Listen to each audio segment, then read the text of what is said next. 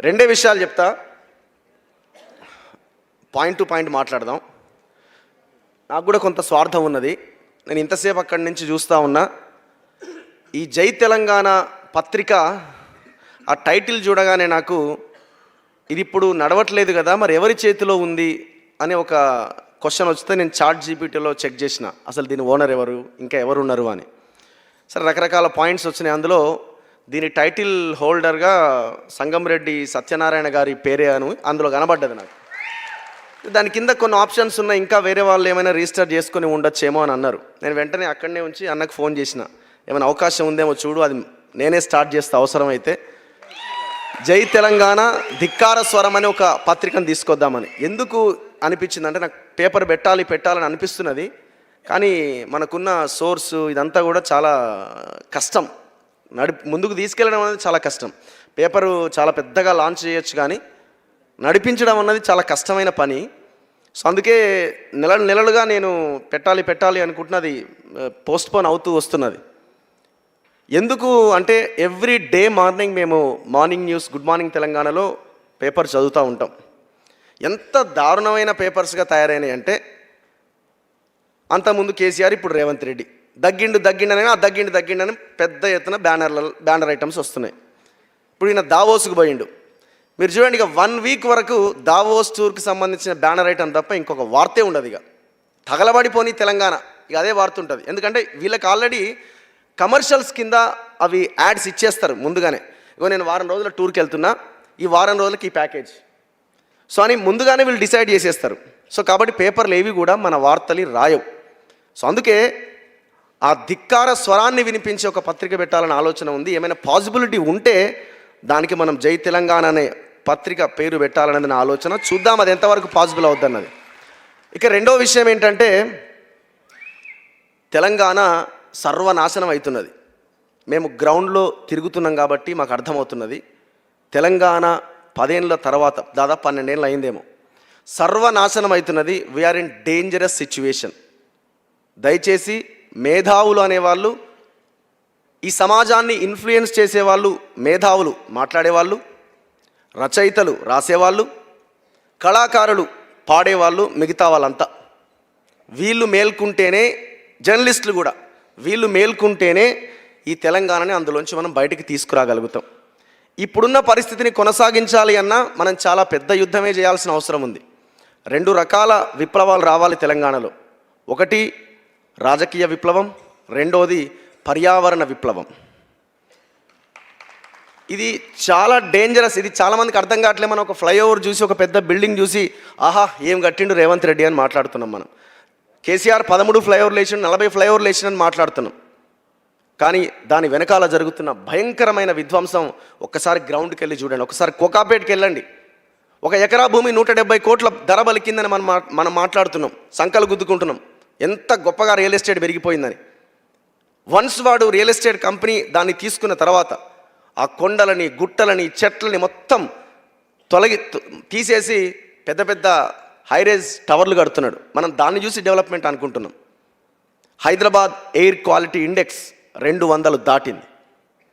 అంటే మన భవిష్యత్ తరాలకి, మన పిల్లలకి, పిల్లల పిల్లలకి, మన మనవళ్ళకి, ఆ పిల్లలకి మనం ఏమి ఇవ్వబోతున్నాం అంటే, నీ చావు నువ్వే రాసుకో అని మన బాండ్ పేపర్ వాళ్ళ చేతిలో పెట్టబోతున్నాం. ఇది మేల్కోవాల్సిన సమయం ఇది. రెండోది, ఫస్ట్ది రాజకీయ విప్లవం. ఈ తెలంగాణలో ఇప్పుడున్న పార్టీలు ఏవి మనల్ని ఉద్ధరించే పార్టీలు కావు. కేవలం వాళ్ళు, వాళ్ళ కుటుంబాలు. అసలు వాళ్ళకు కూడా ఎందుకు అర్థమవుతలేదో, అరే నాకు కొడుకున్నాడు, బిడ్డకు కొడుకున్నాడు, మరి వాళ్ళు కూడా ఇదే గాలి పీల్చాలి కదా, మరి వాళ్ళు ఎట్లా బతుకుతారు? అసలు ఇదేనా డెవలప్మెంట్? మనమైన కొంత డెవలప్ చేసుకోవాలి కదా, పైసలే కాదు కదా, భూములే కాదు కదా అనే ఆలోచన వాళ్ళకి ఎందుకు వస్తలేదో. ఎందుకంటే వాళ్ళు ఇక్కడ ఉండేవాళ్ళు కాదు, ఈ దేశం నుంచి చెక్కేసే వాళ్ళంతా. ఇక్కడ అటు ఇటు అయితే విదేశాలకు బారిపోయే నాయకులు వీళ్ళంతా. సో కాబట్టి ఆల్టర్నేట్ వస్తే తప్ప ఈ సమాజంలో, ఈ తెలంగాణలో మనకి ప్రత్యామ్నాయం అనేది లేదు. ఇప్పుడున్న బీఆర్ఎస్ నుంచి కానీ, కాంగ్రెస్ నుంచి కానీ, బీజేపీ నుంచి కానీ, ఇప్పుడున్న చివరికి కమ్యూనిస్టు పార్టీలు కూడా బూర్జువా పార్టీలు అంటాయి, వాళ్ళనే తిడతాయి, వాళ్ళనే మోస్తాయి. చివరికి మొన్న రేవంత్ రెడ్డికి రెడ్ కండువా కప్పి ఆడాయన సిపిఐ 100 ఏళ్ల పండుగ రోజు ఆయన్ని గెస్ట్గా పిలిచి మాట్లాడిస్తున్నారు. ఎటు పోతున్నాం మనం?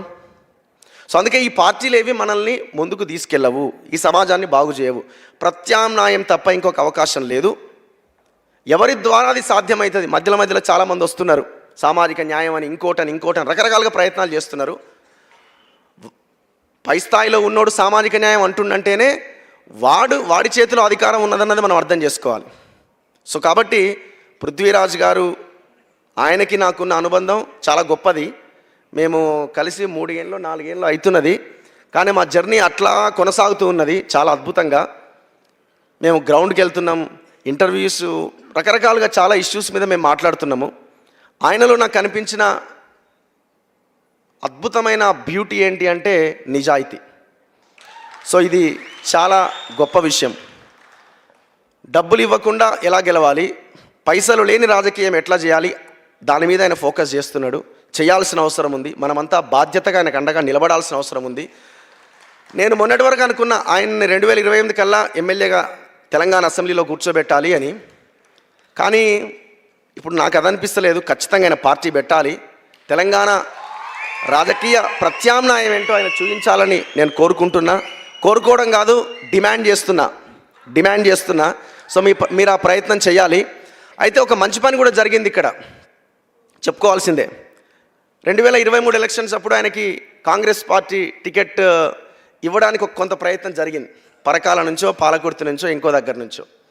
మొత్తానికి మన మంచికి అది టికెట్ రాకపోవడం కూడా సరే, అందులోకి పోయి గెలిచినా కూడా ఆయన ఎంతకాలం అందులో ఉండేటోడో తర్వాత విషయం. కానీ మొత్తానికైతే ఆయన ఒక ముత్యంలాగా, ఒక మల్లె పువ్వులాగా మన మధ్యలో ఉండడం, ఒక టికెట్ రాకపోవడం అన్నది మనం చేసుకున్న గొప్ప విషయంగా నేను భావిస్తున్నా. సో కాబట్టి ఇన్ని అవకాశాలు మీకు వచ్చినాయి.